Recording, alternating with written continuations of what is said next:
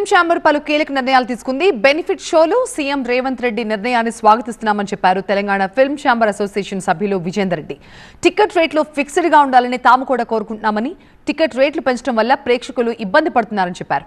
Ticket రేట్లు పెంచడం వల్ల సింగిల్ స్క్రీన్ థియేటర్లు దెబ్బతింటున్నాయని చెప్పారు. సీఎం రేవంత్ రెడ్డి నిర్ణయంతో మళ్లీ ప్రాణం పోసినట్లుందని తెలిపారు విజేందర్ రెడ్డి. సీఎం గారు రేవంత్ రెడ్డి గారు బెనిఫిట్ షోలు మరియు సినిమా టికెట్ల రేట్లు ముందు పెంచేది లేదు, బెనిఫిట్ షోలకు అవకాశం ఇవ్వనన్నారు. దానికి తెలంగాణ థియేటర్స్ ఓనర్స్ అసోసియేషన్ స్వాగతిస్తున్నాం, వెల్కమ్ చెప్తున్నాం సార్. ఆల్రెడీ ఒక 5 days back 6 days back Dilraj గారు చైర్మన్గా ఓత్ తీసుకున్న రోజే మొట్టమొదటి రోజే ఒక దరఖాస్తు ఇవ్వడం జరిగింది. ఈ టికెట్ రేట్లు ఇట్లా పెంచడం వల్ల ప్రేక్షకులు చాలా కన్ఫ్యూజ్ అవుతున్నారు. ఎగ్జాంపుల్ చెప్పాలంటే ఒక థియేటర్ల రేటు రెగ్యులర్ రేటు చిన్న టౌన్లలో 100 రూపాయలు ఉంటుంది, సైంధవ రాగానే 150, బాలకృష్ణ రాగానే 200, ఇంకొకటి పుష్ప రాగానే 300.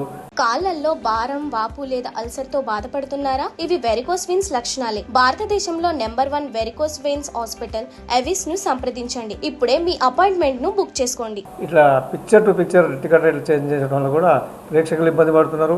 ఏదో 1100 అమ్మిండ్రు, 900 అమ్మిండ్రు అనేది ఒక జియో వచ్చిందంటే అది ఓన్లీ ఒక షోకి వస్తే కూడా ప్రేక్షకులు కన్ఫ్యూజ్ అవుతారు. అది 2 రోజులు ఉందా 3 రోజులు ఉందా కూడా అర్థం కావట్లేదు. ఈ మొన్న వచ్చిన జియోలో కనీసం 10-12 రోజుల దాకా రకరకాలుగా వచ్చింది. ఆ జియో అంతా కూడా క్లియర్గా చూడరు, వాళ్ళ అంతా రేటు పెరిగిందనే భావనలో ఉంటారు. ఇటువంటిప్పుడు మా కలెక్షన్స్ బాగా విపరీతంగా దెబ్బతింటున్నాయి. టికెట్ రేట్లు పెంచడం వల్లనే సింగిల్ స్క్రీన్స్ ఇబ్బంది పడే పరిస్థితికి వచ్చింది.